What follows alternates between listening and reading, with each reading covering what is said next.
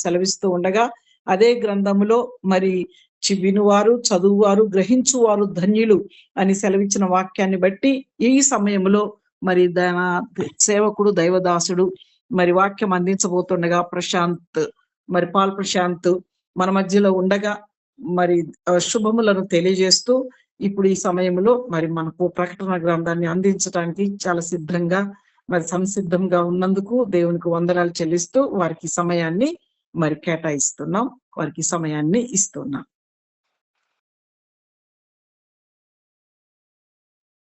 చెప్తానా? మ్యూట్ లో ఉంది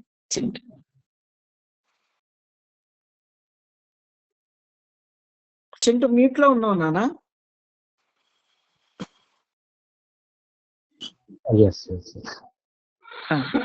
దేవునికి స్తోత్రం కలుగును గాక.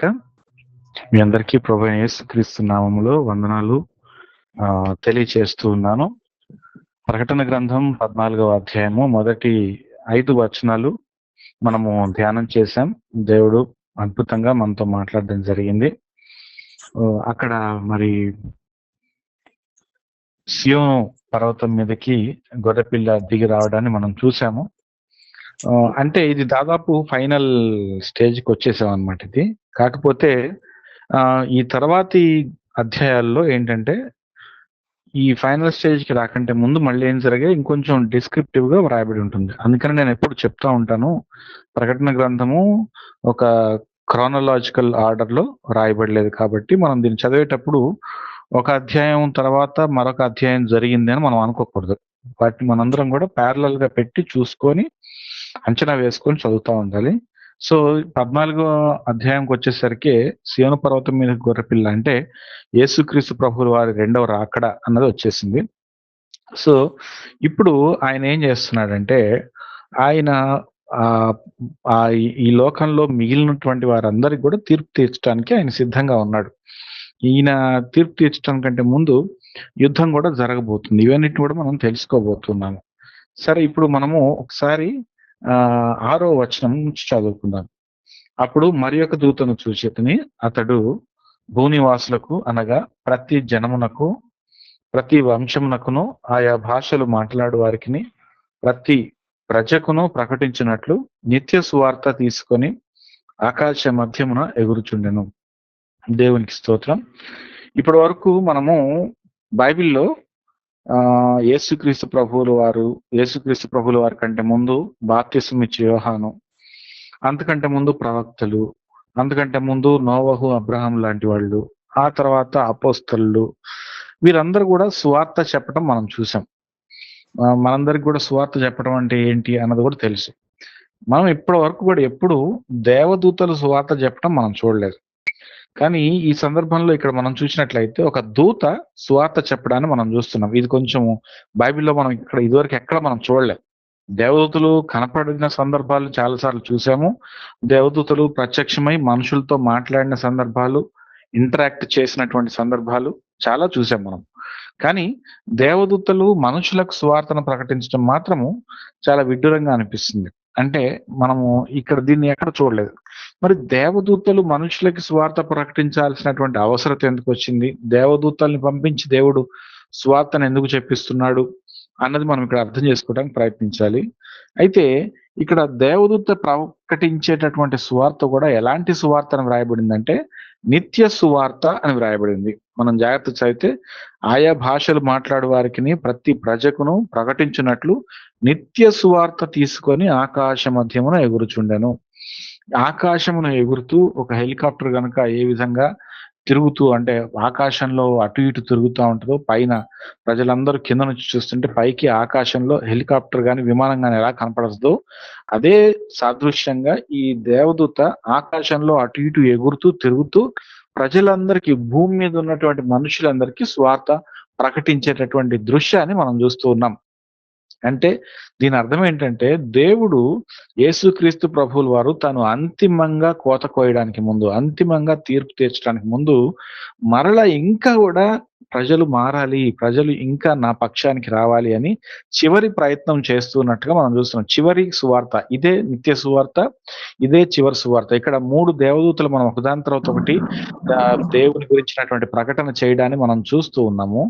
ఆ 3 దేవదూతలు ప్రకటించేది ఇక ఆఖరి సువార్త. భూమి మీద మనుషులకు ప్రకటించబడిపోయే సువార్తలలో ఇదే ఆఖరిది.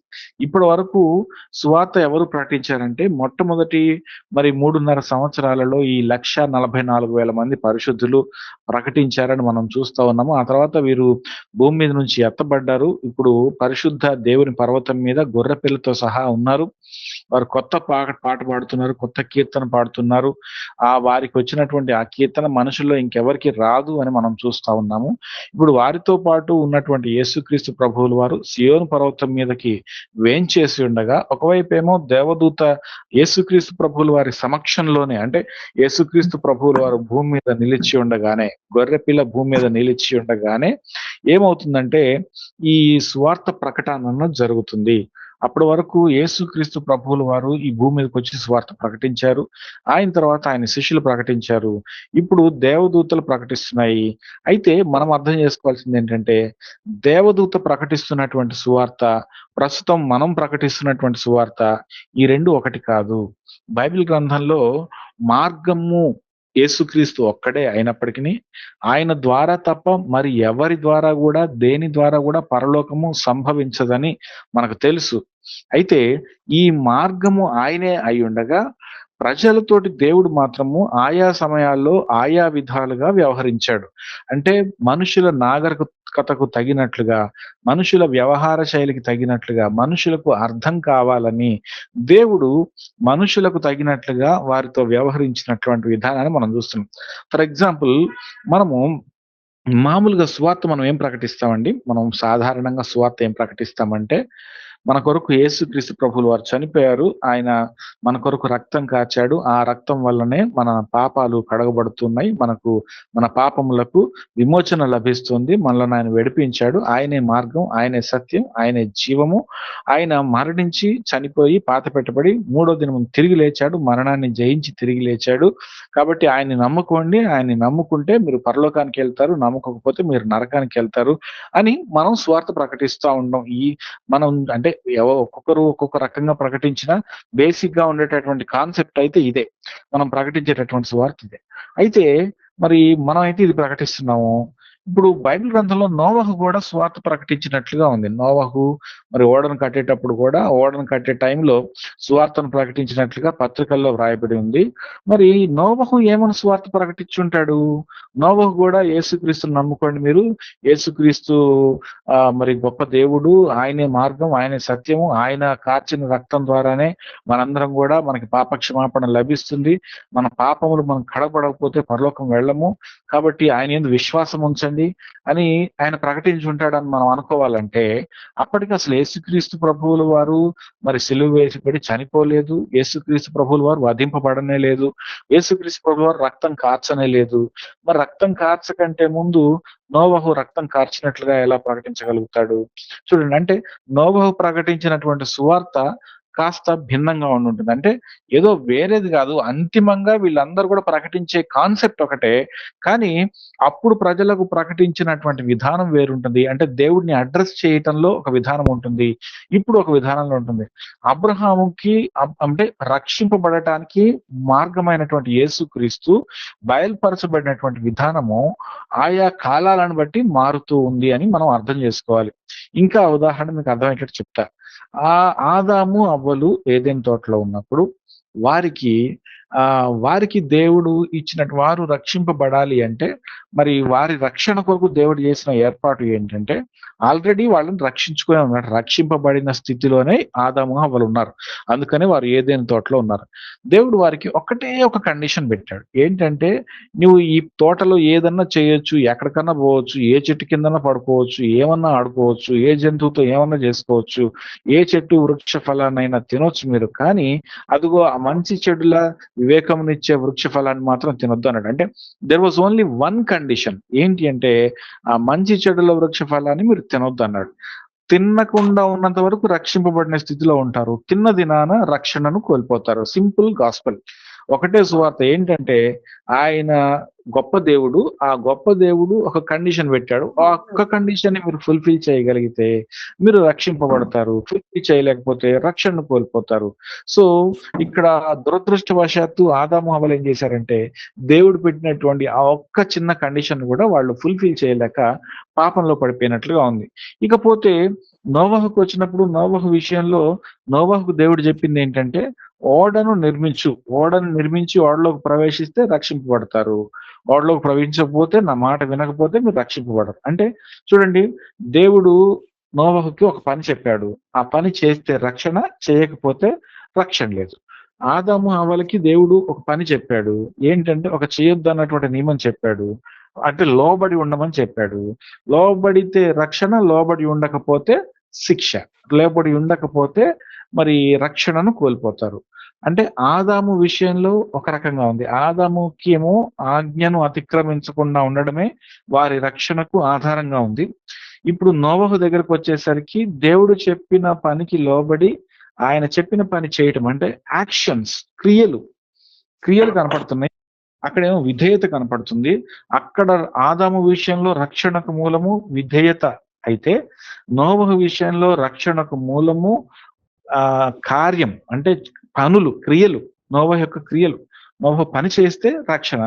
ఆ తర్వాత అబ్రహాము విషయంలో చూసినట్లయితే అబ్రహాముని దేవుడు ఏమన్నాడంటే, అబ్రహాము యెహోవాను నమ్మెను, దేవుడు దానిని అతనికి నీతిగా ఎంచెను అని ఉంది. అంటే అబ్రహాము రక్షణకు దేవుడు చేసినటువంటి మార్గం ఏంటంటే అబ్రహాము దేవుడిని నమ్మటం, విశ్వాసం. సో బైబుల్లో పౌలు కూడా మనకి రాస్తున్నాడంటే మనము కృప చేత విశ్వాసము ద్వారానే మనం రక్షింపబడిన. It is through faith, by faith alone.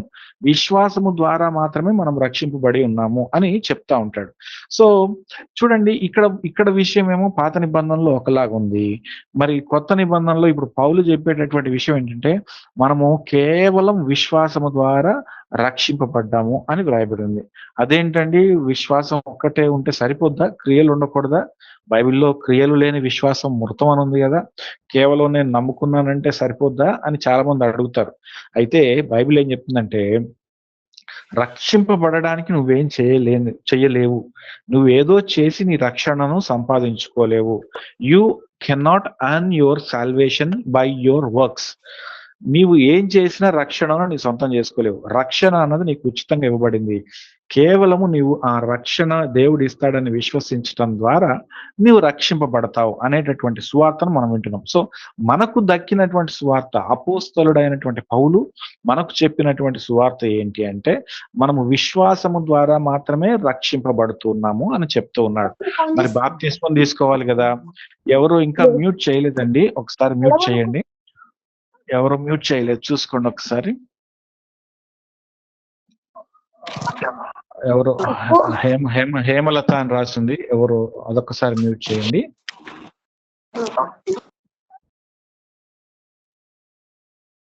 Right, thank you so much.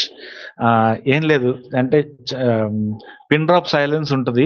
నేను ఇయర్ ఫోన్స్ పెట్టుకొని మైక్ నోట్ దగ్గర పెట్టుకొని మాట్లాడుతూ ఉంటాను. మీరు సడన్ గా ఇది అన్మ్యూట్ చేయకపోతే అది చెవిలో ఏదో వేరే స్వరాలు వచ్చినట్టుగా వినిపిస్తూ ఉంటుంది. అందుకని అందరూ మధ్యలో అన్నెసెసరీగా అయితే ఆ మ్యూట్ తీయకండి. వాక్యం అయిపోయిన తర్వాత తీస్తే బాగుంటుంది అనేది నా యొక్క విజ్ఞాపన. దయచేసి ఈ విషయం దీన్ని పాటించాల్సిందిగా కోరుతూ ఉన్నాను. సరే, అయితే మనము ఇప్పుడు ఈ రక్షణ వచ్చినటువంటి విధానం, దేవుడు ప్రజలతోటి ఆయా రకాలుగా డీల్ చేస్తున్నాడని మనం విన్నాం. మనమైతే విశ్వాసం ద్వారా నమ్మితే చాలు అన్నది చూస్తున్నాం. చూడండి, ఇక్కడ మనము వింటున్నటువంటి సువార్త కృప మూలముగా నైనది. అంటే కృప విస్తరించింది. మనం ఇప్పుడు కృపాకాలంలో ఉన్నాం కదండి. అంటే సంఘ కాలం అంటారు దీన్నే, పీరియడ్ ఆఫ్ చర్చ్ కాలము, సంఘ కాలం. ఈ సంఘ కాలములో మనకి యేసుక్రీస్తు ప్రభువుల వారు చనిపోయి తర్వాత నుంచి సంఘ కాలం స్టార్ట్ అవుతుంది. చనిపోయిన దగ్గర నుంచి యేసుక్రీస్తు ప్రభువుల వారు చనిపోయిన తర్వాత మొట్టమొదటిగా అంత్యొక్కలో మరి క్రైస్తవులు అనబడి సంఘంగా మొదట జాయిన్ అయినటువంటి శిష్యులను మొదలుకొని ఈ రోజు వరకు సంఘ కాలమే నడుస్తుంది. అంటే ఆయన రహస్య రాకడ వచ్చేంత వరకు కూడా సంఘ కాలం నడుస్తుంది. ఈ సంఘానికి సంబంధించినటువంటి సువార్త ఏంటంటే మనము విశ్వాసము ద్వారా రక్షింపబడతాం. యేసుక్రీస్తు ప్రభు అని మన నోటితో ఒప్పుకోవాలి. దేవుడు ఆయనను మృతుల్లో నుండి లేపినను హృదయమునందు విశ్వసించాలి. అప్పుడు మనం రక్షింపబడతాం. సో, ఈ విశ్వాసాన్ని మన హృదయంలో కలిగి ఉంటే మనం రక్షణ పడతాం. పాత నిబంధనలో మనం చూసినట్లయితే రక్షణ అనేది ఎలా వచ్చేదంటే, దేవుడు చెప్పిన పనిని చెప్పినట్టుగా చేస్తే రక్షణ వచ్చేది. అంటే ఆ 10 ఆజ్ఞలు పాటించమన్నాడు, పాటిస్తే రక్షణ. ఆయన చెప్పినట్టుగా బలులు అర్పిస్తే రక్షణ. మరి మన దగ్గరకొచ్చేసరికి ఏంటంటే బలులు అర్పించాల్సిన అవసరం లేదు. ఈ ధర్మశాస్త్రమునకు లోనైన వారము కాదు. కానీ మీరేం చేయాలంటే, మీకు రక్షణను నేను ఆల్రెడీ సంపాదించి ఉన్నాను. అంటే కృప కదండీ! మనకి కృప వచ్చేసింది. కాబట్టి మన తరపున రక్షణ యేసుక్రీస్తు ప్రభువుల వారే ఆ రక్షణ కార్యాన్ని చేశాడాయన. మన కార్యాల ద్వారా మనము రక్షణను పొందుకోవడం లేదు గానీ, యేసుక్రీస్తు యొక్క సంపూర్తి చేయబడిన క్రియల ద్వారా మనం రక్షణను పొందుకుంటున్నాము. మరి క్రియలొద్దా అంటే, క్రియలు కంపల్సరీ కావాలి. క్రియలు అనేది మన రక్షణకు స్పందనగా మనలో నుండి వచ్చేటటువంటి న్యాచురల్ ఎక్స్‌ప్రెషన్ అన్నమాట. అంటే రక్షింపబడినటువంటి వాడు ప్రవర్తించే తీరే రక్షింపబడిన వాని యొక్క క్రియలు. కాబట్టి మనము రక్షింపబడినట్లయితే మన క్రియలు రక్షింపబడిన వాని వలె ఉంటాయి. రక్షింపబడకపోతే మన క్రియలు రక్షింపబడనటువంటి వారి వలె ఉంటాయి. కాబట్టి మనం అర్థం చేసుకోవాల్సింది ఏంటంటే, క్రియల ద్వారా మన రక్షణను పొందుకోవడం లేదు. కానీ విశ్వాసం ద్వారా రక్షణ పొందుకుంటున్నాము. ఇంతగనం ఈ విషయాలన్నీ నేను ఎందుకు చెప్తున్నానంటే, ఇక్కడ దేవదూత ప్రకటించే నిత్య సువార్తకు, ఇప్పుడు మనం వింటున్నటువంటి, మనము ప్రకటిస్తున్నటువంటి, మనము అనుభవిస్తున్నటువంటి సువార్తకు భిన్నత్వం ఉంది. అంటే తేడా ఉంది. ఎందుకు తేడా ఉంది అనంటే మనం అర్థం చేసుకోవాలి. మనందరం కూడా సువార్త ప్రకటించి ఏమని చెప్తున్నామంటే, అదుగో యేసు మీద విశ్వాసం ఉంచండి. యేసు ఆయన మన కొరకు చనిపోయాడు. ఆయన తిరిగొస్తాడు అని చెప్తున్నాము. కానీ ఇప్పుడు ఇక్కడ చూస్తే ఈ పరిస్థితిలో ఇక్కడ ఆల్రెడీ సియోను పర్వతం మీదకి గొర్రెపిల్ల వచ్చి ఆసీనుడై ఉన్నాడక్కడ. ఆల్రెడీ నిలవబడి ఉండడాన్ని మనం చూసాం. సో, యేసుక్రీస్తు ప్రభువుల వారు విజయకేతనం ఎగరవేసి ధీటుగా యుద్ధంలో విజయం సాధించిన వాని వలె సియోను పర్వతం మీద నించొని ఒక రారాజుగా యుద్ధ వీరుని వలె ఆయన నించొనున్నాడు. సో, ఇప్పుడు యేసుక్రీస్తు ప్రభువుల వారిని నమ్మండి అని చెప్పాల్సిన అవసరం లేదు. ఎందుకంటే యేసుక్రీస్తు ప్రభువుల వారు ఆల్రెడీ అక్కడ కనపడతానే ఉన్నాడు. ఇక్కడ విశ్వాసం అనే దానికి స్కోప్ లేదు. ఎందుకంటే విశ్వాసం అంటే ఏంటంటే నిరీక్షింపబడినటువంటి వాటి యొక్క నిజ స్వరూపము, అదృశ్యమైనవి ఉన్నవనుటకు హేతువునై ఉన్నదని మనం చదువుకుంటా ఉంటాం. అంటే ఇది విశ్వాసం అంటే యేసుక్రీస్తు ప్రభువుల వారు ఇప్పుడు మనకి కనపడడం లేదు. ఈ లోకంలో సంఘ కాలంలో ఉన్నాం. ఆయన్ని భౌతికంగా చూడలేకపోతున్నాము. కానీ ఆయన ఒకానొక దినాన తిరిగొస్తాడని నమ్ముతున్నాము. ఇప్పుడు ఆయన తిరిగి రానే వచ్చాడు. ఆయన కళ్ళ ముందు కనపడుతున్నాడు. ఆయన కళ్ళ ముందు కనపడుతుంటే ఇక్కడ ఏమైతుందంటేనండి, మళ్ళీ ఎవరో అన్‌మ్యూట్ చేశారు, చూసుకోండి ఒకసారి. సో, కళ్ళ ముందు కనపడుతుంటే ఇక యేసుక్రీస్తుని నమ్మండి అని చెప్పాల్సిన అవసరం లేదు. ఆల్రెడీ యేసుక్రీస్తు రాజుగా మన ముందు అక్కడ నిలబడి ఉన్నాడాయన. ఇప్పుడు చెప్పాల్సిందేంటంటే, ఆయన దేవుడు, ఆయనకు మీరు భయపడాలని చెప్పాలి. అదే దేవదూత చెప్తుంది. చూడండి దేవదూత ఏమని చెప్తుంది చూడండి. అంతటా అతడు భూనివాసులకు అనగా ప్రతి జనములకు, ప్రతి వంశములకును, ఆయా భాషలు మాట్లాడే వారికిని, ప్రతి ప్రజకును ప్రకటించినట్లు నిత్య సువార్త తీసుకొని ఆకాశ మధ్యమున ఎగురుచుండెను. అతడు ఏమని చెప్తున్నాడంటే, మీరు దేవునికి భయపడండి, ఆయనను మహిమపరచండి. ఆయన తీర్పు తీర్చు గడియ వచ్చెను గనుక ఆకాశమును, భూమిని, సముద్రమును, జలధారలను కలుగజేసిన వానికే నమస్కారము చేయుడి అని గొప్ప స్వరంతో చెప్పెను. మొదటి నుండి ఇదే సువార్త అండి. మొదటి నుండి ఏంటి అంటే ఇదే సువార్త. మీరు 10 ఆజ్ఞల్లో గమనించినట్లయితే పైన ఆకాశం అందే గాని, మరి భూమి మీద గాని, భూమి కింద నీళ్ల యందే గాని, నేను తప్ప వేరొక దేవుడు నీకు ఉండకూడదు, మరి వేరొక ప్రతిమను నువ్వు చేసుకొనకూడదు, దానికి నమస్కరింపకూడదు అని క్లియర్‌గా ఆయన ఆజ్ఞల్లో చెప్పేసున్నాడు. ఆయన చెప్పేసుండే ఇప్పుడు దేవదూత ప్రకటిస్తున్నటువంటి నిత్య సువార్త ఏముందంటే, ఇదిగో ఈ జలధారలను సమస్త సృష్టిని సృజించిన వానికే నమస్కారం చేయండి, వేరే వాళ్ళకి చేయొద్దు. అంటే ఇప్పుడు ప్రకటించబడుతున్నటువంటి సువార్త ఏంటి అంటే, ఇప్పుడు ఒకటే ఒక కండిషన్ ఉంది భూమి మీద ఉన్నటువంటి ప్రజలకి. ఆ సమయానికి భూమి మీద ఉన్నటువంటి ప్రజలకున్న కండిషన్ ఏంటంటే, ముద్ర వేపించుకోవద్దు. ముద్ర వేపించుకున్నారా నరకం పాలవుతారు, ఆయన ఉగ్రతకు లోనవుతారు. ముద్ర వేపించుకోలేదా కష్టపడతారు, మీరు కొన్ని రోజులు కష్టపడతారు. కానీ ఇదిగో ఆయన దేవుడని, ఆయనను మీరు నమ్ముకొని ఆయనకి మాత్రమే పూజించండి. దేవుడు మీ ఎదురుగా కనపడుతున్నాడు. గొర్రె పిల్లే దేవుడు. ఈ దేవుడిని మీరు పూజించండి. ఆయనే జలధారలను సృజించినవాడు. ఆయనే సకల జల భాగములను, ఆయన సకల సముద్రాలను సృజించినవాడు. ఆ సృజించిన వానికి నమస్కరించండి తప్ప మిమ్మల్ని మోసం చేసేటటువంటి ఏ అంత్యక్రీస్తుకు నమస్కరించొద్దు, ఏ అబద్ధ ప్రవక్తకు నమస్కరించొద్దు, ఏ అపవాదికి కూడా నమస్కరించొద్దు అని క్లియర్ గా చెప్తూ ఉన్నాడు. అప్పుడు ఏ విధంగానైతే ఈ ఆదాము హవ్వలకు దేవుడిచ్చింది ఒకటే ఒక ఆజ్ఞ, ఏంటి అంటేనండి, మీరు ఆ వృక్ష ఫలము తినొద్దు. ఇప్పుడు ప్రజలందరికీ దేవుడు పెడుతున్నటువంటి కండిషన్, దేవదూత పెడుతున్నటువంటి సువార్త ఒకటి, నొసటి మీద గాని చేతి మీద గాని ముద్ర వేపించుకోవద్దు. చూడండి, మొదటికి వెళ్ళిపోయింది పరిస్థితి. ఆదాము అవ్వలకి దేవుడు తినొద్దు అని ఒకటే కండిషన్ పెట్టాడు. సో తినకుండా ఉన్నారా రక్షింపబడతారు, తిన్నారా రక్షణను కోల్పోతారు. ఇప్పుడు ప్రజలందరికీ దేవుడు చెప్పేది ఏంటంటే, ముద్ర వేపించుకోకుండా ఉన్నారా రక్షింపబడతారు. ఇప్పటికి కూడా మీకు ఛాన్స్ ఉంది, ఇప్పటికి కూడా మీకు అవకాశం ఉంది, ఇప్పటికి కూడా మీరు నా దగ్గరకు రావడానికి అవకాశం ఉంది. కాకపోతే కొంత శ్రమలు పడతారు, ఎందుకంటే శ్రమల కాలంలో ఉన్నారు. మీరు కృపా కాలంలో ఉన్నప్పుడే దీన్ని అందుకొని ఉంటే ఈ శ్రమలు అనుభవించాల్సి వచ్చేది కాదు. ఇప్పుడు నాతో కూడా ఈ పర్వతం మీద నిల్చుని ఉండేవాళ్ళు మీరు, కానీ ఈ నాతో కూడా మీరు ఉండేవాళ్ళు, కానీ మీరు కృపాకాలం దాటిపోయిన తర్వాత మీరు రియలైజ్ అవుతారు. కాబట్టి కొంత శ్రమలు ఉండొచ్చు, కానీ అయినప్పటికీ సరే ఈ శ్రమలను తట్టుకొని మీరు నన్ను మాత్రమే నమ్ముకున్నట్లయితే, అంటే ఈ యేసుక్రీస్తు ప్రభుల వారిని నమ్ముకున్నట్లయితే మీకు మరలా కూడా బ్రతికే అవకాశం ఉంటుంది, రక్షణను పొందుకునే అవకాశం ఉంటుంది అని మనం చెప్పినట్లుగా ఈ దూత చెప్తున్నట్లుగా చూస్తున్నాం. ఇంకా చెప్పినట్లయితే ఈ దూత ప్రకటించేది ఎలా ప్రకటిస్తుందంటే, అన్ని జాతుల వారికి, అన్ని వంశాల వారికి, అన్ని ప్రజల వారికి ఈ దూత స్వార్థను ప్రకటిస్తా ఉంది. ఇక్కడ కొంచెం ఆలోచించాలండి. ఇప్పుడు ఒకే దగ్గర అమెరికా వాళ్ళు, చైనా వాళ్ళు, జపాన్ వాళ్ళు, జర్మనీ వాళ్ళు, రష్యా వాళ్ళు, అదేవిధంగా కేరళ వాళ్ళు, తమిళనాడు వాళ్ళు, అదేవిధంగా మరాఠీ వాళ్ళు, కన్నడ వాళ్ళు, వీళ్ళందరూ ఉన్నారనుకోండి. వాళ్ళందరికీ నేను ఒక్కడనే సువార్త చెప్పాలి. నేను వాళ్ళకి ఏ భాషలో చెప్తే అర్థమవుతుంది సువార్త? ఇది చాలా కష్టమైన పని కదండి. ఇది చాలా కష్టమైన పని. ఎందుకంటే అందరికీ అక్కడ అన్ని భాషలు వచ్చిన వాళ్ళు ఉన్నారు. వాళ్ళకి నాకు తెలుగు వచ్చు కదా, నేను తెలుగోడిని కదా, నేను తెలుగులో మాట్లాడుతా అంటే తెలుగు వాళ్ళకి మాత్రమే అర్థం అవుద్ది ఆ సువార్త. మిగతా లాంగ్వేజ్ వాళ్ళకి అర్థం కాదు. కానీ ఇక్కడ మరి అందరికీ అర్థం కావాలంటే ఇక్కడ ఏదో ఒక మ్యాజిక్ జరగాలి.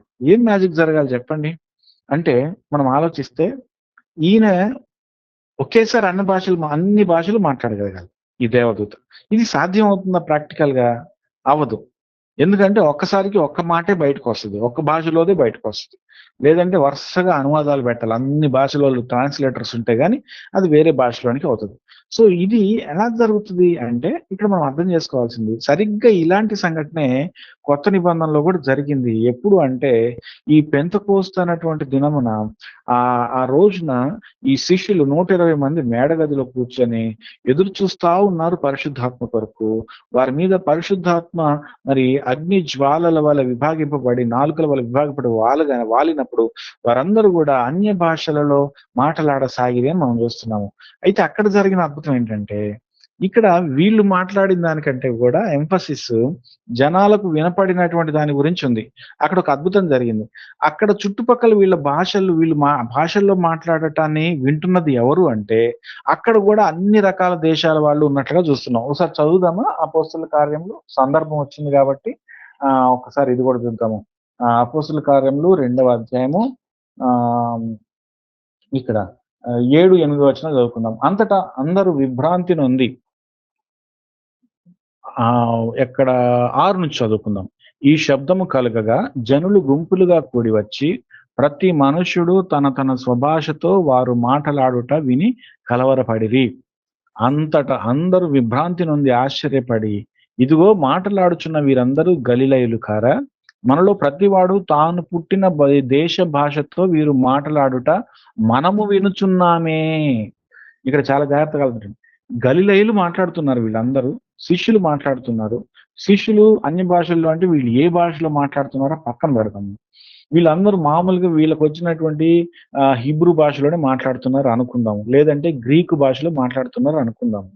అయితే ఇక్కడ ఎవరెవరు ఉన్నారట అంటే కింద మరి 10వ వచనం నుంచి మనం 9 నుంచి చూసుకున్నట్లయితే ఇదేమి పార్తీయులు, మాదీయులు, ఎలామీయులు, మెసపతోమియా, యూదయ, కప్పదొకియా, పొంతు, ఆసియా, ఫ్రుగియా, పంపులియా, ఐగుప్తు అను దేశములందరి వారు ఇక్కడే ఉన్నారు. కురేనే దగ్గర లిబియా ప్రాంతంలో కాపురం ఉన్నవారట. లిబియా లిబియా అనేటటువంటిది మళ్ళీ ఎక్కడి నుంచి వచ్చింది? ఆఫ్రికా ఖండానికి వచ్చింది. చూడండి విషయం. రోమా నుండి పరవాసులుగా వచ్చిన రోమన్స్ ఉన్నారు, జూయిష్ పీపుల్ ఉన్నారు, గ్రీకులు ఉన్నారు, యూదా మత ప్రవిష్టులు ఉన్నారు, క్రేతీయులు, అరబీలు కూడా ఉన్నారండి. అరబు మాట్లాడే వాళ్ళు కూడా ఉన్నారు. మొదలైన మనమందరమును వీరు మన భాషలతో దేవుని గొప్ప కార్యములను వివరించుట వినుచున్నామని చెప్పుకున్నారు. అంటే ఇక్కడ అరబు మాట్లాడే వాడికి అవతల శిష్యులు ఏది మాట్లాడినా అతనికి మాత్రం అరబ్బులోనే వినిపిస్తుంది. ఇది దేవుడు చేసినటువంటి అద్భుతము. సో ఇలాంటి అద్భుతమే ఇక్కడ కూడా జరుగుతుంది సేమ్. అందుకని నేను ఎప్పుడు బైబిల్లో ఒక సంఘటన మరొక సంఘటనకు ఛాయగా దేవుడు పెడతా ఉంటాడని నేను ఊరికే చెప్తా ఉంటా. మనం బైబిల్ అంతా చదువుతా ఉంటే ఒక సంఘటన జరిగిందంటే ఆ సంఘటన లాంటిదే మళ్ళీ తర్వాత కొంతకాలం జరుగుతూ ఉంటది. అంటే డేజావు ఫీలింగ్ వస్తూ ఉంటది అనమాట.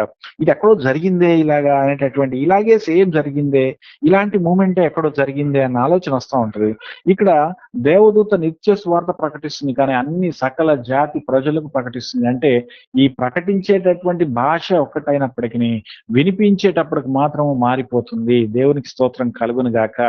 నేను మీకు ఒక విషయం చెప్తానండి. ఈ సందర్భంలో మనము దేవుని యొక్క మాటలు ప్రకటించేటప్పుడు అక్కడ మనము ఎప్పుడు కూడా దేవుని యొక్క వాక్యాన్ని ఆత్మ ప్రేరణతో మనం ప్రకటించేటప్పుడు అక్కడ ఉన్నటువంటి వాళ్ళలో వేరు వేరు నేపథ్యాల నుంచి వచ్చిన వాళ్ళు ఉండొచ్చు. అంటే కొంతమంది వేరే విశ్వాసం నుంచి వచ్చిన వాళ్ళు ఉండొచ్చు, కొంతమంది ఒక రకమైన ఆలోచన కలిగిన వారు ఉండొచ్చు, ఒక రకమైన డినామినేషన్ చెందిన వాళ్ళు ఉండొచ్చు, పెంతకోస్తు వాళ్ళు ఉండొచ్చు, యాంటీ పెంతకోస్తు వాళ్ళు ఉండొచ్చు, హెబ్రోన్ వాళ్ళు ఉండొచ్చు, లోచరన్స్ ఉండొచ్చు, బ్యాప్టిస్టులు ఉండొచ్చు, సిఎస్ఐలు ఉండొచ్చు, బ్రదరన్లు ఉండొచ్చు, ఎవరైనా ఉండొచ్చు. కానీ ఎప్పుడైతే ఆత్మ ప్రేరేపణతోటి మనం వాక్యం చెప్తామో, మనం వాక్యం చెప్పేది ఒకటే వాక్యము, కానీ వినపడటం దగ్గరకు వచ్చేసరికి వాళ్ళకి దేవుడు ఏది కావాలో అది వినిపింపజేస్తాడు. ఆత్మతో నడిపింపబడే వాక్యం ఇలాగే ఉంటుందండి. అంటే వాళ్ళు ఏ వాక్యం వినాలని ఆకలితో వస్తారో, దేవుడు వారితో ఏది మాట్లాడాలనుకుంటాడో అది నీవు చెప్పేదాంతో సంబంధం లేకుండా వారికి వినబడుతుంది.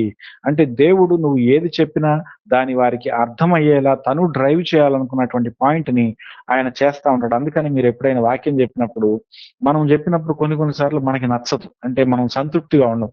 అరే ఈరోజు సరిగా చెప్పలేకపోయాను నేను, సరిగా నేను ధ్యానించలేదు, ఇంకొంచెం బాగా ధ్యానించి ఉండాల్సింది అని మనకు అనిపిస్తూ ఉంటుంది. నాకు చాలా సార్లు అట్లనే అనిపిస్తూ ఉంటాయి.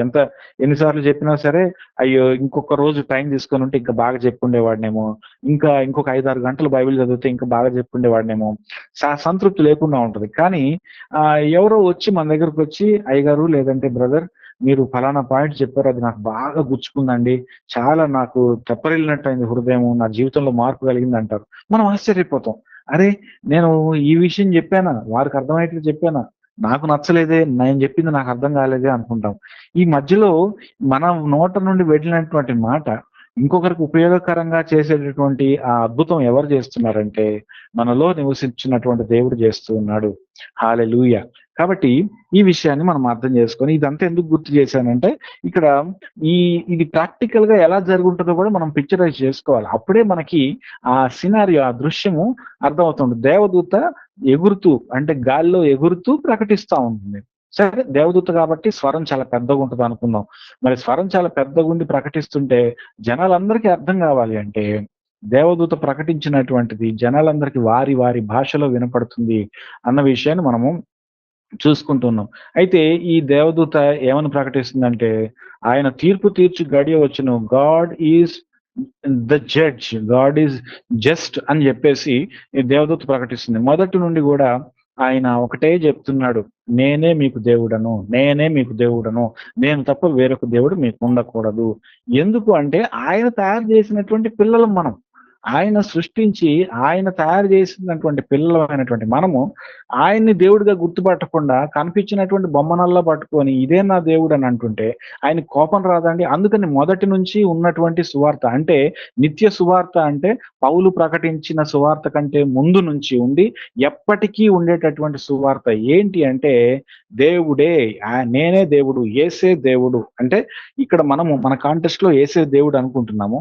సో ఇక్కడ దేవదూత ఏంటంటే అక్కడ గొర్రె పిల్లను చూపిస్తూ, ఇదిగో ఈయనే జలధారలను కలుగు చేసినటువంటి వాడు, ఈయనకు మాత్రమే నమస్కరించండి.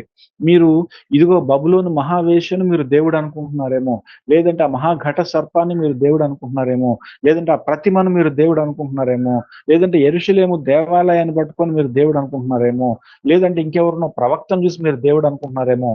కాదు, దేవుడుగా ఎవరుండాలి మీ జీవితంలో అంటే, ఇదిగో మిమ్ములను సృజించి జలధారలను, సముద్రాలను అన్నిటిని కూడా సృజించినటువంటి ఈ గొర్రె పిల్లే మీకు దేవుడు. గొర్రె పిల్ల కొరకు ఈ గొర్రె పిల్లే దేవుడు. ఆయనకి మీరు భయపడాలి. చూడండి, అక్కడ ఆయనకి భయపడితే మీకు రక్షణ, భయపడకపోతే రక్షణ లేదు. శిలువ మీద ఇద్దరు దొంగలు వేలాడుతా ఉన్నారు. అందులో ఒక దొంగేమో మరి విచిత్రంగా మాట్లాడుతున్నాడు. అంటే ఇంకా తనలో ఉన్నటువంటి గర్వం తగ్గలేదు. నువ్వు నిజంగా దేవుని కుమారుడు అయితే నువ్వు రక్షించుకొని మమ్మల్ని కూడా రక్షించుకోవచ్చు కదా, రక్షించవచ్చు కదా అంటున్నాడు. అయితే ఇంకొక దొంగ అంటున్నాడు, నీవు దేవునికి భయపడవా అంటున్నాడు. చూడండి, దేవునికి భయపడవా అంటున్నాడు. అంటే దేవుడు అన్నవాడు ఈయన అని తెలిస్తే ఖచ్చితంగా ప్రతి ఒక్కడు భయపడాల్సిందే. అందుకనే ప్రతి మోకాలు ఆయన నామంలో వంగాల్సిందే అని ఊరికినే రాయబడలేదు. ప్రజలందరూ కూడా ఆయనే దేవుడు అని గుర్తించే రోజు వస్తుంది. ప్రజలందరూ కూడా ఆ గొర్రె పిల్లను చూసి ఈ గొర్రె పిల్లకు మించినటువంటి వాడు ఈ విశ్వంలోనే లేడు అని గుర్తించే రోజు వస్తుంది. అప్పుడు ప్రతి ఒక్కటి మోకాలు వంగి తీరాల్సిందే. ప్రతి మోకాలు, వాళ్ళు ఏ విశ్వాసానికి చెందిన వాళ్ళైనా, ఏ దేశానికి చెందిన వాళ్ళైనా, కమ్యూనిస్ట్ అయినా, లెఫ్టిస్ట్ అయినా, రైటిస్ట్ అయినా, ఎవరైనా సరే వాళ్ళందరూ కూడా ఆ గొర్రె పిల్ల ముందు వంగాల్సిందే, నమస్కరించాల్సిందే. అలాంటి సువార్తనే ఇక్కడ నిత్య సువార్తగా ఈ దేవదూత చెప్పుకున్నట్లుగా మనం చూస్తున్నాము. భూమిని, ఆకాశమును, సముద్రములను, జలధారలను కలుగజేసిన వానికే నమస్కారము చేయుడి అని గొప్ప స్వరంతో చెప్పింది. ఇంకొక దేవదూత ఏమంటుందంటే నెక్స్ట్ 8వ వచనంలో, అనగా రెండవ దూత అతను వెంబడించి వచ్చి మోహోద్రేకంతో కూడిన తన వ్యభిచార మద్యమును సమస్త జనములకు త్రాగించిన ఈ మహాబబులోను కూలిపోయేను అని చెప్పాను. మళ్ళీ బబులోను ప్రస్తావన వచ్చింది. నేను మీకు బబులోను గురించి చాలానే చెప్పాను. ముఖ్యంగా బబులోను అనేటటువంటి దేశం కాన్సెప్ట్ ఎక్కడి నుంచి వచ్చిందంటే బాబేలు గోపురం నుంచి వచ్చింది. బాబేలే తర్వాత బబులోనుగా మారింది. ఈ బాబేలు నిర్మాణానికి మెయిన్ కారణం ఎవరంటే నిమ్రోదు గురించి బైబిల్ ఏం రాబడింది, ఇతడు యెహోవా ఎదుట పరాక్రమము కలిగినటువంటి వాడుగా ఉండెను అని వ్రాయబడి ఉంది.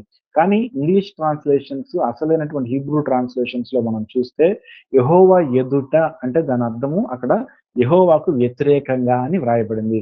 ఇక్కడ యెహోవాకు ఎదుట కంటే యెహోవా ముందు అని మనం చదువుతున్నాం, కానీ యాక్చువల్ గా యెహోవాకు విరోధముగా తన పరాక్రమాన్ని చూపించడానికి తయారయ్యాడు. ఎవరంటే నిమ్రోదు. ఈ నిమ్రోదు నుంచి వచ్చినటువంటి సంతానమే బబులోను. అంటే ఈ బబులోను అనేటటువంటి ప్రదేశానికి నుంచి అంటుకొని వ్యాపించినవే మెసొపొతేమియా నాగరికత, అంటే ఇరాన్ నాగరికత, ఆ పక్కన ఉన్నటువంటి అరబీయుల నాగరికత, అక్కడ ఉన్నటువంటి ఈజిప్ట్ నాగరికత, రోమా నాగరికత, గ్రీక్ నాగరికత. వాటన్నిటికీ జన్మస్థానం ఎక్కడి నుంచి వచ్చింది అంటే ఇదిగో ఈ ఈ ఈ బబులోను నాగరికత దగ్గర నుంచి వచ్చింది. Babylonian civilization, the most ancient civilization in the world. So అక్కడి నుంచి వచ్చింది. వాళ్ళు అసలు విచిత్రమైనటువంటి ప్రాక్టీసెస్ కి, అంటే విచిత్రమైనటువంటి విధానాలకు మనం కనిపెట్టడంలో పెట్టింది పేరు. అది వరకు కూడా నేను చెప్తూ అపవిత్రాత్మలు ఎక్కడి నుంచి వచ్చాయంటే యూఫ్రటీస్ నది ఒడ్డున అవి బంధింపబడి ఉన్నాయని. యూఫ్రటీస్ నది ఎక్కడి నుంచి ఎక్కడికి ప్రవహిస్తుందంటే సరిగ్గా ఇదిగోండి ఈ బెల్ట్ అంతటి దగ్గర నుంచి ప్రవహిస్తుంది. అంటే పర్షియా, టర్కీ, బబులోను, ఇరాక్, రోమా. అంటే ఈ పాపిష్టి కాముకత్వము చేత బాగా తకతకలాడిపోతున్నటువంటి ఈ బబులోను వేశ్య ప్రభావం చూపించినటువంటి మెయిన్ దేశాలు ఇవేనండి. సో ఈ దేశాలకి సంబంధించినటువంటి ప్రదేశాల్లో సరిగ్గా ఈ యూఫ్రటీస్ నది ప్రవహిస్తుంది. సరిగ్గా ఈ దేశాలను కవర్ చేస్తుంది యూఫ్రటీస్ నది. అరౌండ్ 1147 మైల్స్ ఉంటుంది ఇది పొడవు. ఈ దేశాలన్నిటిని కవర్ చేస్తుంది. ఈ యూఫ్రటీస్ నది ఒడ్డున ఈ అపవిత్రాత్మలు బంధింపబడి ఉన్నాయని మనం చెప్తున్నాం. అంటే అపవిత్రాత్మలకు ఆలవాలంగా నెలవుగా ఉన్నవి ఏంటంటే ఈ దేశాలు బబులోను. అందుకనే ఈ బబులోను ఏం చేసిందంటే దేవునికి వ్యతిరేకంగా మొట్టమొదటగా తిరగబడినటువంటి దేశము బబులోను దేశము. ఈ నిమ్రోదు ఏం చేశాడంటే ప్రజలందరిని కూడా దేవునికి విరుద్ధంగా తిప్పడానికి ట్రై చేశాడు. దేవుని యొక్క ఉద్దేశం ఏంటంటే మీరు భూమినంతా నింపండి, భూమి అంతా విస్తరించి ఫలించి నింపండి అని ఆదాము అవ్వల్ని ఆశీర్వదిస్తే, ఈ నిమ్రోదు ఏం చేశాడంటే మనందరం ఎక్కడికక్కడ తప్పిపోవడానికి వీల్లేదు.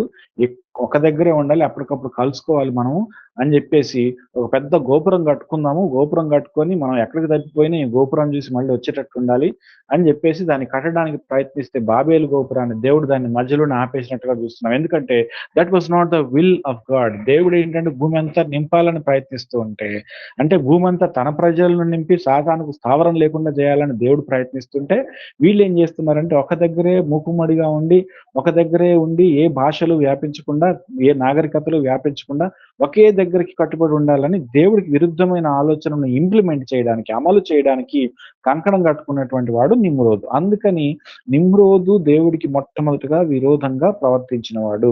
అంటే నిమ్రోదు మొట్టమొదటిగా అపవిత్రాత్మ చేత, సాతాను చేత ప్రభావం చేయబడినటువంటి వ్యక్తులలో నిమ్రోదు ఒకడు. కాబట్టి సాతానుకు పావుగా వాడబడ్డాడు. మీకో విషయం తెలుసా అండి? సాతాను రాజులను లొంగదీసుకొని రాజ్యాలను పరిపాలిస్తూ ఉంటుంది. చాలా మంది ఈ లోకంలో ఎందుకు ఇంత చెడు జరుగుతుందండి? ఇంత evil, why there is so much of evil in this world అని చాలా మంది అడుగుతా ఉంటారు. When God is still alive, when God is, అంటే మన దేవుడు సజీవుడై ఉండగా, ఆయన ఇంకనూ భూమిని పరిపాలిస్తూ ఉండగా లోకంలో ఇంత చెడు ఎందుకు జరుగుతుందండి? చిన్న చిన్న చిన్న చిన్న అన్యం పుణ్యం ఎరుగినటువంటి, కనీసము ఆ పసికందులుగా ఉండి కనీసం చిన్న వయసు కూడా రానటువంటి ఆడపిల్లలను విచిత్రంగా మానభంగం చేసి చంపుతున్నారు కదా! ఇంత పైశాచికత్వం ఎలా జరుగుతుంది? చిన్న చిన్న పిల్లల్ని చంపుతున్నారు, వాళ్ళ రక్తాలు తీస్తున్నారు, వృద్ధులను చంపేస్తున్నారు. ఇంత పైశాచికత్వం, ఊళ్ళు తగలబెట్టేస్తున్నారు, పొగలేసి చంపేస్తున్నారు. ఇదంతా ఎందుకు వస్తుంది? దేవుడు ఉంటే దేవుడు ఆపొచ్చు కదా అని చాలా మంది ప్రశ్నలు అడుగుతా ఉంటారు. కానీ ఇక్కడ ఏంటంటే దేవుడు ఫ్రీ విల్ తోటి ఆపరేట్ చేస్తాడు. సాతాను గాడంటే ఎవడైతే తనకు చోటిస్తాడో వాళ్ళలోనికి ప్రవేశించి వాడి ద్వారా ప్రపంచంలో గలిబిలి సృష్టించడమే సాతాను గాడి యొక్క పని. అందుకనే సాతాను గాడికి ఉన్నటువంటి మరొక పేరంటే he is the prince of confusion. వాడు గలిబిలి సృష్టిస్తాడు. He is the prince of false propaganda అంటే దుష్ప్రచారము చేయడంలో, పుకార్లు పుట్టించడంలో వాడు తండ్రి. ఇయన్నీ కూడా వాడుకున్న లక్షణాలు. పుకార్లు ఏమీ లేదు, పుకార్లు పుడతా ఉంటాయి. మంచి మంచి నాయకుల మీద పుకార్లు పుట్టిస్తా ఉంటాడు. మంచి మంచి విశ్వాసుల మీద పుకార్లు పుట్టిస్తా ఉంటాడు. సో యేసుక్రీస్తు ప్రభువుల వారి మీదనే, యేసుక్రీస్తు గురించి తప్పుగా చిత్రీకరించడానికి లియోనార్డో డావిన్సీ లాంటి వాళ్ళను, మరి చాలా మందిని వాడుకున్నాడు అపవాది. అంటే ఎవరైతే అపవాదికి చోటిచ్చి అపవాదిని ఆహ్వానిస్తారో, సాతానుని ఆహ్వానిస్తారో వాళ్ళని వాడుకొని వాళ్ళ ద్వారా లోకాన్ని పరిపాలించడానికి సాతాను చూస్తా ఉన్నాడు. ఈ రోజులో చాలా దేశాల్లో, ముఖ్యంగా కమ్యూనిస్ట్ దేశాల్లో అపవాది పరిపాలన నడుస్తుంది. సాతాను పరిపాలన నడుస్తుంది. ఎందుకు తెలుసా అండి? వాళ్ళు ఒక నాయకత్వానికి లోబడడానికి వాళ్ళు ఇష్టం ఉండరు. వాళ్ళు ఏంటంటే అసలు లాలెస్‌నెస్సే వాళ్ళకిష్టం. అంటే ఒక ఒక న్యాయం గాని, చట్టం గాని లేకుండా ఇష్టం వచ్చినటువంటి పోకడలు చేయటమే వాళ్ళకిష్టం. ఈ మధ్యలో సైటనిస్ట్ గ్రూప్ అని ఒకటి స్టార్ట్ అయిపోయింది. అంటే సీక్రెట్ సొసైటీలు చాలా ఉన్నాయి. వీళ్ళందరూ గూడా లూసిఫర్‌ని వాళ్ళు ఆరాధిస్తా ఉంటారు. ఇప్పుడు నేను ఇందాక చెప్పాను గదా! మొన్న చెప్పిన దాంట్లో ఇప్పుడు పిరమిడ్ ఆకారంలో ఉంది ఈ విశ్వం అంతా గూడా. అందులో పైన కొనలో శీర్షంలో ఆయన దేవుడు కూర్చొనుంటాడు. ఆ స్థానంలో లూసిఫర్ కూర్చోవాలనుకుంది అని చెప్పాను గదా! ఈ సీక్రెట్ సొసైటీ లూసిఫర్‌ని ఆరాధించే ఒక వర్గం ఉంది. వాళ్ళిప్పుడు ప్రపంచమంతా వ్యాపిస్తూ ఉన్నారు. హైదరాబాద్‌లో గూడా ఎక్కడో తెలియకుండా సాతాను దేవాలయం ఉంది ఆల్రెడీ. ఇప్పుడు ముంబైలో ఉంది, ఢిల్లీలో ఉంది. భారతదేశానికి కూడా వచ్చేసింది. అమెరికాలో అయితే చెప్పాల్సిన అవసరం లేదు. ఆల్రెడీ చాలా మంది సైటానిస్టులని గొప్పగా చెప్పుకొని తిరుగుతా ఉంటారు. వాళ్ళు డైరెక్ట్‌గా సాతానుని, లూసిఫర్‌ని ఆరాధిస్తారు. ఇప్పుడు వాళ్ళ గుర్తులన్నీ గూడా బైబిల్‌కి తిరగలిగి వస్తూ ఉంటాయన్నమాట. బైబిల్‌ని అపహాస్యం చేసేవిగా ఉంటాయి. వాళ్ళు వాళ్ళు కావాల్సుకొని మేకల మొహాలేసుకొని, అంటే గొర్రెలు, మేకల జడ్జ్‌మెంట్ ఉంది గదా!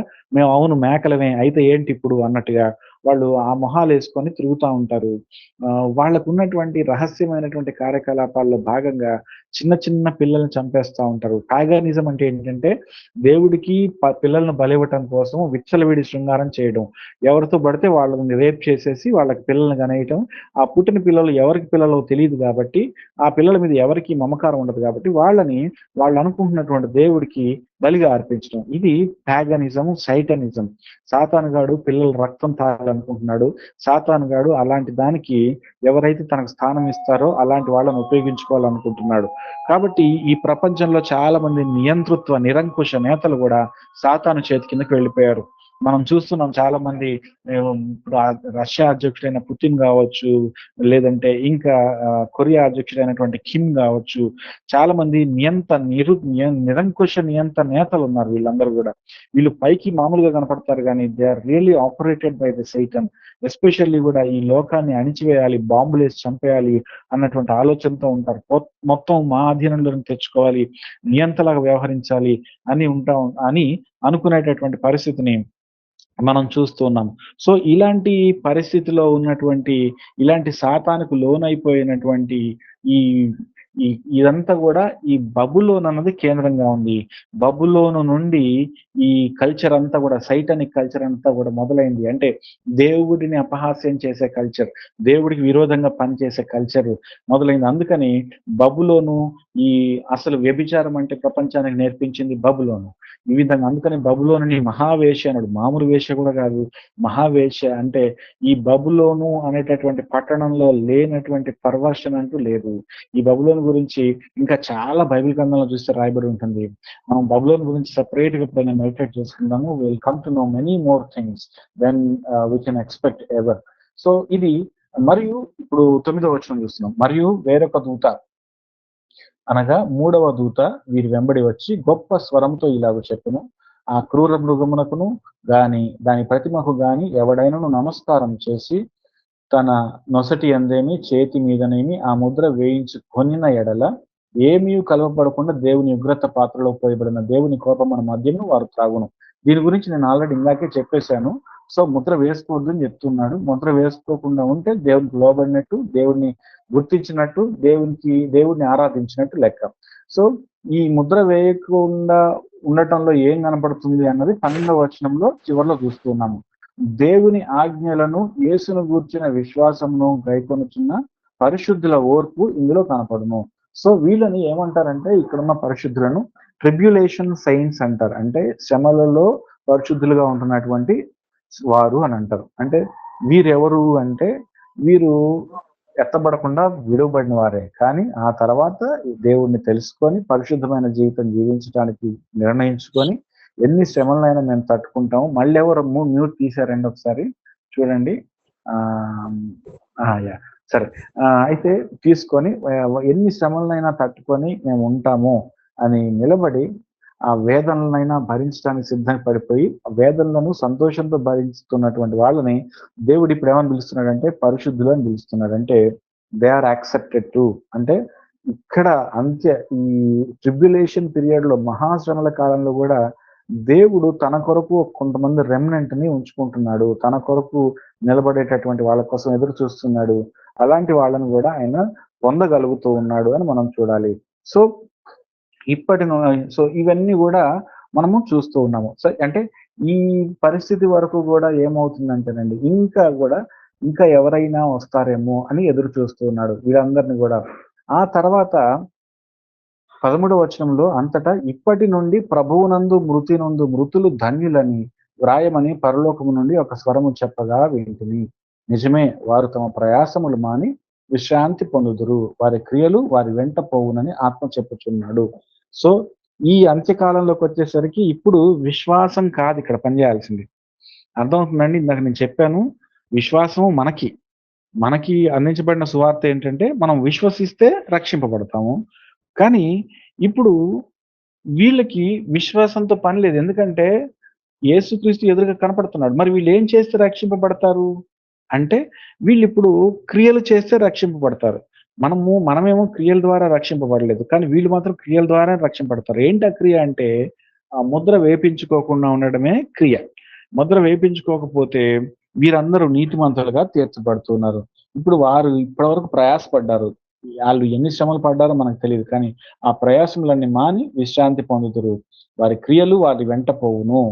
మామూలుగా ఇప్పుడు వారు చేసినటువంటి క్రియలే, అంటే వారు నీతిగా ఉన్నారు అంత శ్రమల కాలంలో కూడా వెంట పోతుంది. కాబట్టి ఇప్పటి నుండి ప్రభువునందు మృతి నుండి మృతులు ధన్యులు అని రాయబడింది. ఎందుకంటే మనం ఇది చదువుతున్నప్పటికీ ఇంకా అసలైనటువంటి ఇంకొక ఉగ్రత గిన్నె అన్నది గిన్నెల అంటే ఈ పాత్రలు కుమ్మరించబడేటటువంటి తీర్పులు ఇంకా మొదలు కాలేదు, ముందుంటాయి.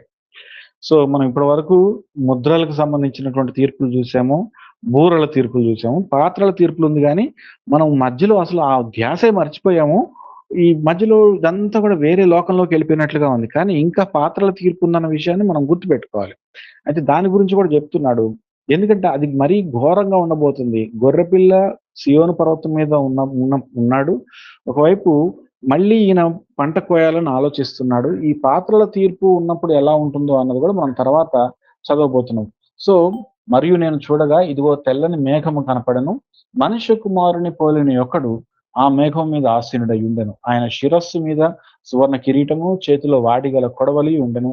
అప్పుడు మరి ఒక దూత దేవాలయంలో నుండి వెడలి వచ్చి, భూమి పైరు పండి ఉన్నది, కోతకాలం వచ్చినది, మీ కొడవలి పెట్టి కోయమని గొప్ప స్వరముతో ఆ మేఘం మీద ఆసీనుడై ఉన్నవానితో చెప్పెను. మేఘం మీద ఆసీనుడై ఉన్నవాడు తన కొడవలి భూమి మీద వేయగా భూమి పైరు కోయబడెను. ఇది దేవుడు మరలా మరి పైరు కోయడం గురించి చూస్తున్నాం. అంటే మరలా ఇందులో నుంచి తన కొరకు ప్రజలను తీసుకోవడం గురించి చూస్తూ ఉన్నాము. ఇంకొక సాదృశ్యం ఏంటంటే, ఇంకొక దూత పరలోకమందున్న ఆలయంలో నుండి వెడలి వచ్చెను. ఇతని యొద్దకు వాడిగల కొడవలి ఉండెను. మరి ఒక దూత బలిపీఠం నుండి వెడలి వచ్చెను. ఇతడు అగ్ని మీద అధికారము నొందినవాడు. ఇతడు వాడి అయిన కొడవలి గల వారిని గొప్ప స్వరంతో పిలిచి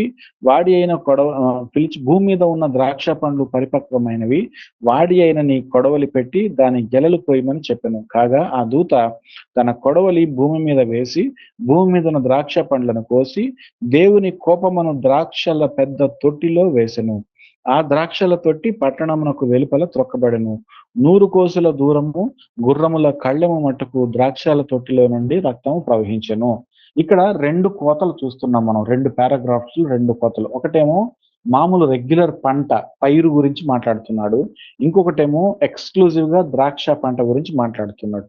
పైరు అనేటటువంటిది ఏంటి అంటేనండి, ఈ అందరిలో కూడా ఇప్పటి వరకు నీతిగా ఉన్నటువంటి వాళ్ళని ఆయన తన దగ్గరకు తీసుకోవడానికి వేసినటువంటి కొడవలి. అంటే ఆయన ఫలాన్ని తీసుకుంటున్నాడు. ఆ ఫలాన్ని తీసుకుంటున్నాడు, అది పైరు. 2వ పారాగ్రాఫ్ లో ఉన్నటువంటి ఈ ద్రాక్ష పండ్లు పరిపక్వమై ఉన్నవి అన్నది, ఈ ద్రాక్ష పండ్లన్నిటిని కూడా ఇది వింతగా ఉంటుంది చూడండి. ఈ ద్రాక్ష పండ్లన్నిటిని కోసి ఇప్పుడు వాటిని ఏం చేస్తున్నాడు, ద్రాక్ష పండ్ల తొట్టిలో వేస్తున్నాడు. ద్రాక్షల పెద్ద తొట్టిలో వేసెను. ఆ ద్రాక్షల తొట్టి పట్టణమునకు వెలుపల త్రొక్కబడెను. ఇప్పుడు ద్రాక్ష పండ్లను నుండి ద్రాక్ష రసం తీసేటటువంటి ప్రాక్టీస్ మనం యెరూషలేము, పాలస్తీనా దేశాలకు వెళ్తే మనం చూస్తాం.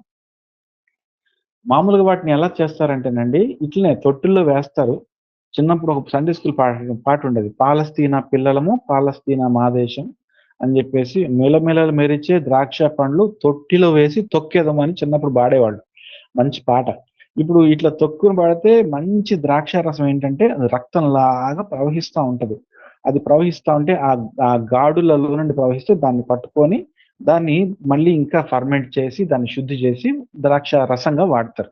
సో అక్కడ మెయిన్ పంట ద్రాక్ష పండ్లు కాబట్టి అక్కడ ద్రాక్ష రసం మార్కెటింగే ఎక్కువగా ఉంటుంది.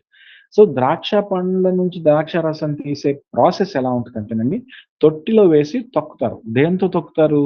కాళ్ళతో తొక్కుతారు. బేర్ కాళ్ళతో, మడిమెలతోటి తొక్కటం మొదలుపెడుతుంది. తొక్కుతున్నప్పుడు ద్రాక్ష పండ్లు చితికిపోతా ఉంటాయి. మీరు గమనించండి. అంటే చితికితేనే అందులో నుంచి రసం వస్తుంది. అయితే ఇక్కడ మనకి ఎక్స్‌ప్లనేషన్ ఇస్తూ ఏం చేస్తున్నాడంటే, ఈ ద్రాక్ష పండ్లను తొక్కితే ఏం రావాలంటే ద్రాక్ష రసం రావాలి. కానీ 30 వచనాల్లో చూసినట్లయితే, 29 వచనాల్లో చూసినట్లయితే, 19, 20 వచనాల్లో, కాగా ఆ దూత తన కొడవలి భూమి మీద వేసి భూమి మీదనున్న ద్రాక్ష పండ్లను కోసి దేవుని కోపమును ద్రాక్షల పెద్ద తొట్టిలో వేసెను. ఆ ద్రాక్షల తొట్టి పట్టణమునకు వెలుపల త్రొక్కబడెను. 100 కోసుల దూరము గుర్రముల కళ్ళెము మట్టుకు ద్రాక్షల తొట్టిలో నుండి రక్తము ప్రవహించెను. ద్రాక్ష తొట్టిలో నుండి ద్రాక్ష రసం రావాలి కదా తొక్కితే, కానీ ఏమొస్తుంది?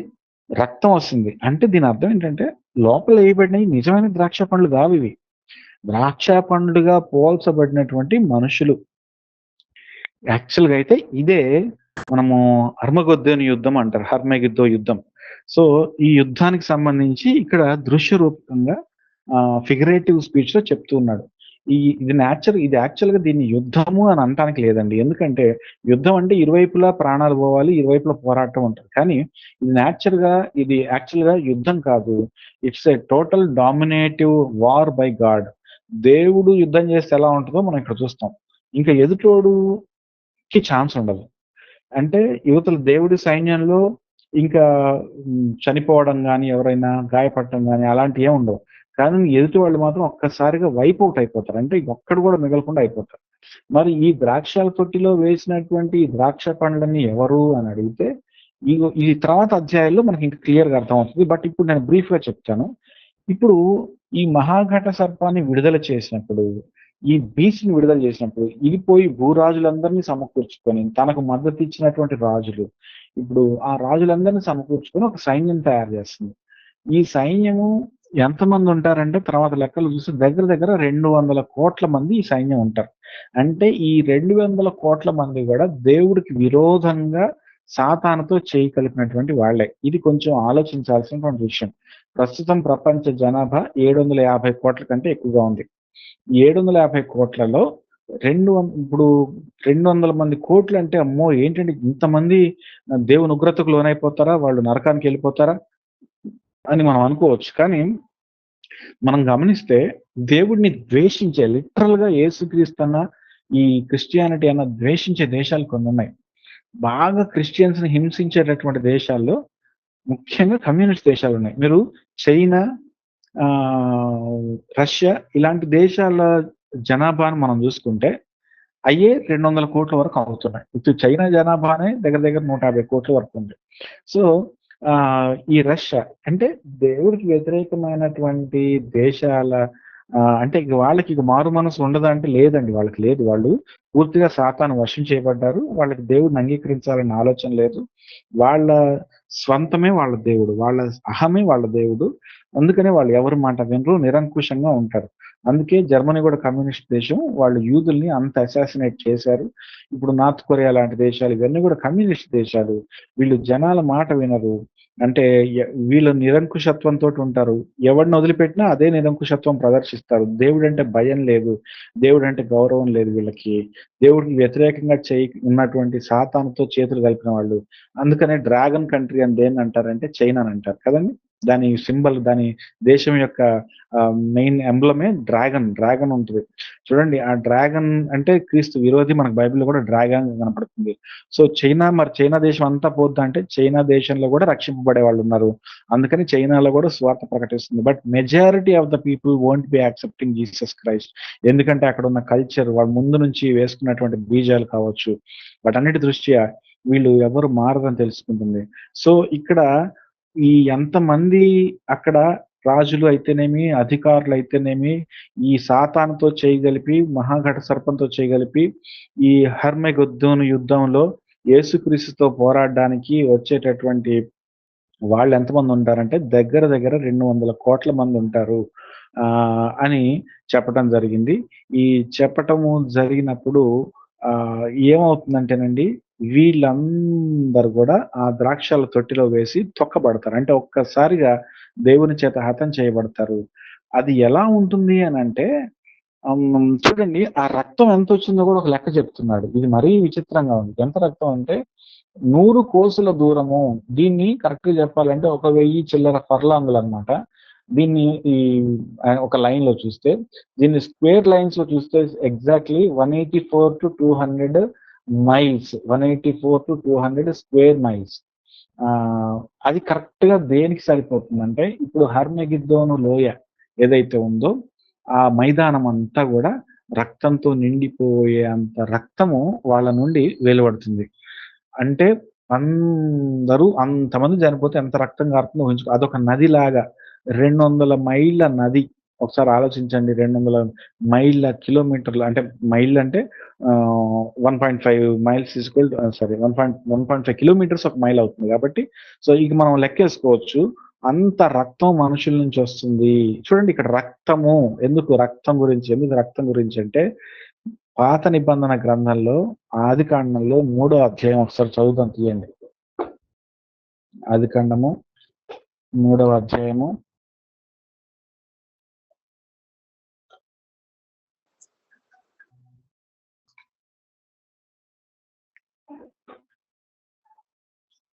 ఆ 15వ వచనం చూడండి. మరియు నీకును స్త్రీకిని నీ సంతానమునకును ఆమె సంతానమునకును వైరము కలగ చేసేదను. అది నిన్ను తల మీద కొట్టును, నీవు దానిని మడవి మీద కొట్టుదు. చూడండి ఇప్పుడు పాముని శపించినటువంటి మాటలు ఇవి. సర్పము మడిమ, ఎవరి మడిమ? అది స్త్రీ సంతానం యొక్క మడిమ. కాలుతోటి సాతాను చితక దొరుకుతున్నాడు యేసయ్య సిలువలో ఆయన రక్తం కార్చడం ద్వారా. సో ఇక్కడ ప్రతి దాంట్లో కూడా రక్తం అన్నది ఉంది. ఎందుకంటే నిబంధన స్టార్ట్ అవ్వాలంటే రక్తం చిందించబడాలి. సో కొత్త నిబంధన ఎక్కడ స్టార్ట్ అయిందంటే యేసు మరణంతో స్టార్ట్ అయింది మనకి. అంటే యేసు రక్తం చిందించబడింది కాబట్టి మన జీవితంలో కొత్త నిబంధన స్టార్ట్ అయింది. అబ్రహాముతో దేవుడు నిబంధన చేసుకున్నప్పుడు అక్కడ జంతువుని ఖండాలుగా విభజించి నరికి ఇచ్చినట్లుగా చూస్తున్నాం నిబంధనకి. అక్కడ కూడా రక్తం కారింది. నోవహుతో నిబంధన చేసుకున్నప్పుడు రక్తం కారింది. ఇంకా ఈ విధంగా యాకోబు నిబంధన చేసినప్పుడు రక్తం కారింది.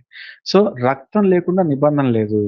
అయితే ఇప్పుడు ఆదాము అవ్వలు చేసినటువంటి ఆ తప్పుకి వారికి వస్త్రములను ఇవ్వటం కోసం, రక్షణ వస్త్రం ఇవ్వటం కోసము యేసుక్రీస్తు దేవుడు ఏం చేశారంటే ఒక జంతువును చంపి ఆ రక్తం చిందించడం ద్వారా ఏమైంది అంటేనండి వీరికి వస్త్రాలు రాగలిగాయి. సో అక్కడ రక్తం చిందించబడింది. ఈ సమయంలోనే సాతానుని దేవుడు ఏమని చెప్పించాడంటే నువ్వు మడిమెను కరుస్తావు. ఎవరిది? మనుష్య కుమారుని మడిమను కరుస్తావు. అంటే that is the persecution that Jesus Christ is going through అని మనం అర్థం చేసుకోవాలి. బట్ మనుష్య కుమారుడు ఏం చేస్తాడు? యేసుక్రీస్తు నిన్ను తన మడిమతో తొక్కుతాడు. తొక్కితే నీ తల చితికిపోద్ది. ఇప్పుడు ఈ ద్రాక్ష రసం ఎట్లా వస్తుందంటే కాళ్ళతో తొక్కితే వస్తుంది. అంటే ఇది సరిగ్గా నెరవేర్చబడినట్లుగా ఈ ద్రాక్ష తొట్టిలో ఉన్నటువంటి ద్రాక్ష పండ్లు మడిమెలతో తొక్కబడుతున్నాయి. ఈ రాజులు సాతానుకు సంబంధించినటువంటి అపవాది పార్టీలో ఉన్న రాజులందరూ కూడా పెద్ద ద్రాక్షల తొట్టిలో వేయబడి, ఈ ద్రాక్ష తొట్టి అనేది యెరూషలేముకు సాదృశ్యంగా ఉంది. ఆ ప్రదేశంలో మెగిద్దోను లోయలోనికి వాళ్ళందరూ చేరతారు. అక్కడికి రావడానికి కూడా అంతకు ముందే యూఫ్రటీస్ నది ఎండిపోతుంది. ఒక దేవదూత యూఫ్రటీస్ నదిలో ఒక అగ్నిని వేసినప్పుడు అదంతా డ్రై అయిపోద్ది. సో తూర్పు దేశపు రాజులు రావడానికి ఆ నది అన్నది ఒక రూట్ గా ఏర్పడుతుంది. ఆ నది మార్గంలో నీళ్లు లేవు కాబట్టి తూర్పు దేశపు రాజులు అక్కడికి ప్రయాణించి రావడానికి చాలా ఈజీ అవుతుంది. తూర్పు దేశంలో ఉన్నటువంటి రాజులు అంటే వాళ్ళు ఇక్కడ ఇటు సైడ్ నుంచి చైనా రాజులు అయి ఉండొచ్చు, అంటే చైనా నాయకులు అయి ఉండొచ్చు, మాక్సిమం అంటే ఆసియాలో ఉన్నటువంటి రాజులు అయి ఉండొచ్చు. సో ఈ రాజులు రావడానికి యూఫ్రటీస్ నది ఎండిపోవడం ఇదంతా కూడా మనం చూస్తూ ఉన్నాము. కాబట్టి ఈ యుద్ధంలో దేవుడు సాతాను తల చితగ్గొడుతూ ఉన్నాడు. అపవాదికి నాశనం కలుగుతుంది. ఆ నాశనం కలిగిన తర్వాత ఇప్పుడు చివరికి గొర్రెపిల్ల విజయం సాధిస్తుంది, ఆ రక్తం ప్రవహిస్తుంది అన్న విషయాన్ని మనం చూసాము. కాబట్టి ఈ విషయాలు మనం అర్థం చేసుకొని మనము నెక్స్ట్ అధ్యాయంలోనికి 15వ అధ్యాయంలోనికి వెళ్ళిపోదాము. ప్రస్తుతానికైతే ఇంతటితో ముగించుకుందాము. మరి ఈ దేవుడు చెప్పినటువంటి ప్రవచనాలన్నీ కూడా నెరవేర్చబడుతూ ఉండగా దేవుడు మరి కోత కోసే సమయానికి మనందరం కూడా సిద్ధంగా ఉండాలని, అంటే ఆయనతోటి ఎత్తబడినటువంటి గుంపులో మనం ఉండాలని, అప్పుడు గొర్రెపిల్లతో కూడా కలిసి ఆయనతో కూడా కలిసి 1000 ఏండ్ల పాలన చేసే స్థితిలోనికి రావాలని నేను ఆశిస్తున్నాను. అటువంటి కృపా ధన్యత దేవుడు మనందరికీ అనుగ్రహించును గాక. ఆమేన్. గాడ్ బ్లెస్ యూ నేనా. God bless you. చక్కని వాక్యము మనం ఈ రోజు వినగలిగాము. దేవుడు తన దాసుని మరుగుపరిచి చక్కని వాక్యాన్ని మనకు అందించగా ఈ రోజు మనమందరం కూడా ఎంతో శ్రద్ధగా